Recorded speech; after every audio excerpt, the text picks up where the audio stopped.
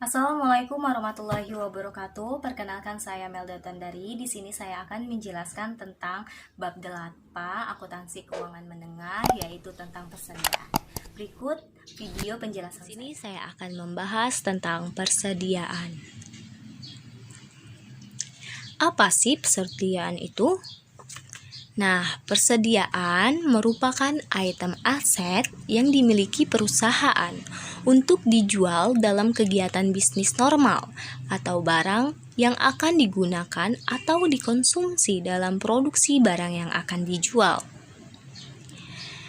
Arus biaya persediaan. Nah, perusahaan menggunakan satu dari dua jenis sistem untuk menjaga catatan persediaan, yaitu menggunakan sistem perpetual dan sistem periodik.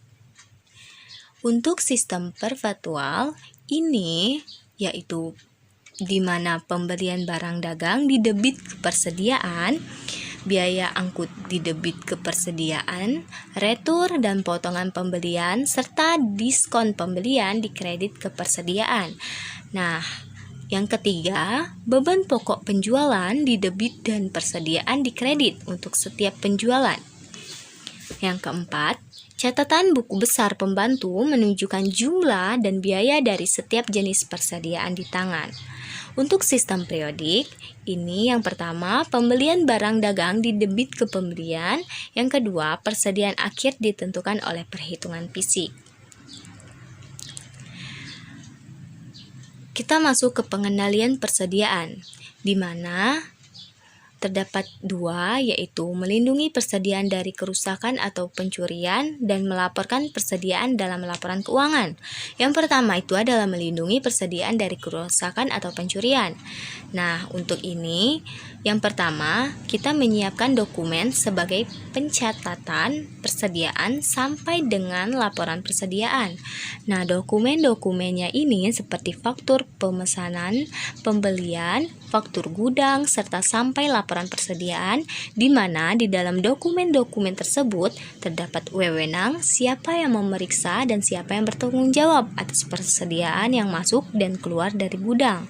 Yang kedua, menggunakan sistem perpetual. Nah, telah kita ketahui bahwa sistem perpetual ini adalah persediaan langsung dihitung pada saat terjadinya transaksi, sehingga ada pengendalian dari jumlah dan harga persediaan. Nah, ketiga, tindakan pengamanan terhadap persediaan.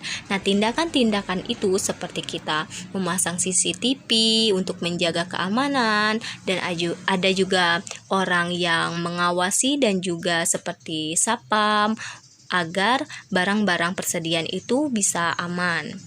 Nah, yang kedua itu melaporkan persediaan dalam laporan keuangan. Ini kita melakukan perhitungan fisik. Maksudnya kita langsung datang ke gudang melihat berapa persediaan yang ada. Nah, selanjutnya melaporkan hasil perhitungan fisik perusahaan.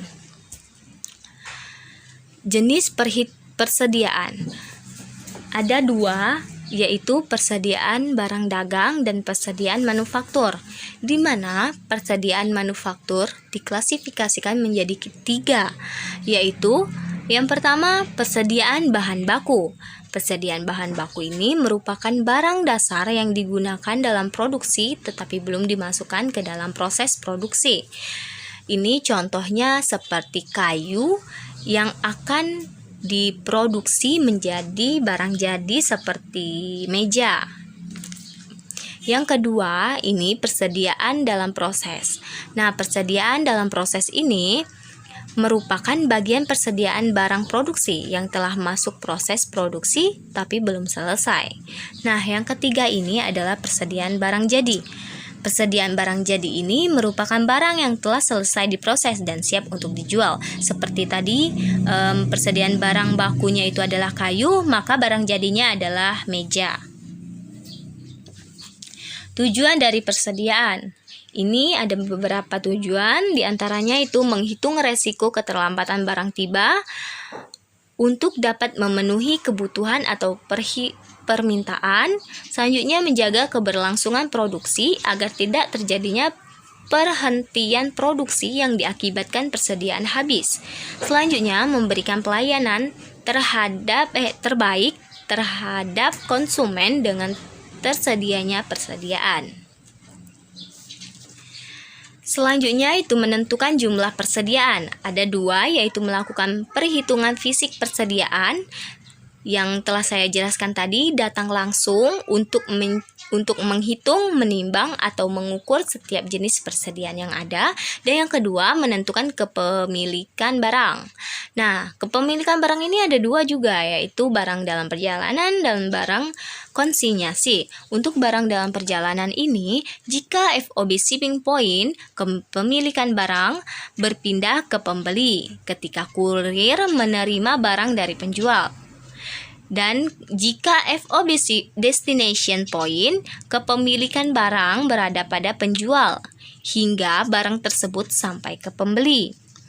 Nah, untuk barang konsinyasi ini memegang barang dari pemilik lain dan menjual barang tersebut tanpa mengambil kepemilikan atas barang tersebut.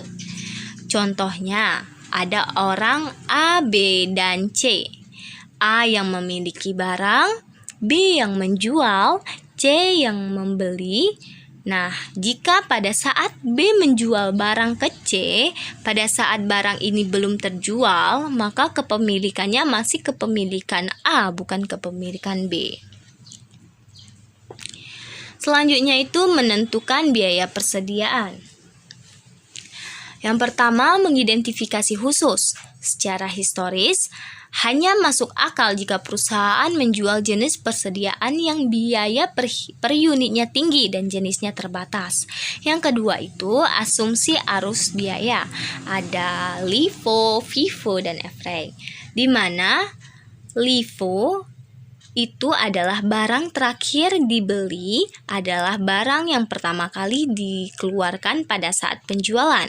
Untuk FIFO adalah barang pertama kali dibeli, adalah barang pertama kali dikeluarkan. Nah, untuk FRAG adalah tidak pertama dan tidak terakhir, tetapi kita mencari nilai rata-ratanya.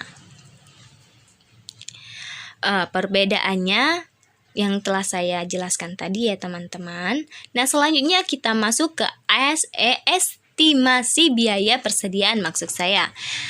Tersedia dua komisi mengapa perusahaan mengestimasi persediaan, yaitu korban kebakaran, banjir, bencana lainnya, yang memungkinkan untuk melakukan perhitungan fisik. Yang kedua, manajer mungkin menginginkan laporan keuangan bulanan atau kuartalan. Tetapi perhitungan fisik persediaan dilakukan hanya setahun sekali. Terdapat dua metode yang umum digunakan dalam mengestimasi persediaan, yaitu metode laba bruto dan metode persediaan eceran atau retail. Nah, mengapa pengendalian persediaan itu penting? Karena persediaan adalah aset yang signifikan dan bagi banyak perusahaan merupakan aset terbesar. Persediaan merupakan hasil yang sangat penting bagi aktivitas utama perusahaan dagang dan manufaktur. Kesalahan dalam menentukan biaya persediaan dapat menimbulkan kesalahan penting dalam laporan keuangan.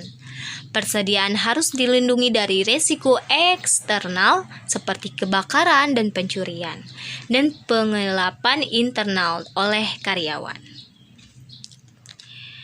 Pengaruh kesalahan persediaan. Ini ada pengaruhnya untuk laporan keuangan. Kita lihat untuk laporan posisi keuangan. Persediaan akan terlihat terlalu rendah. Laba ditahan terlalu rendah. Modal kerja atau aset lancar dikurangi kewajiban itu terlalu rendah. Dan resiko lancar terlalu rendah.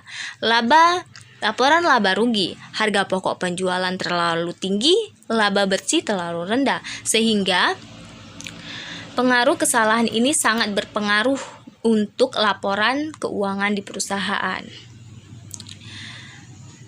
Nah, mungkin itu saja yang dapat saya sampaikan.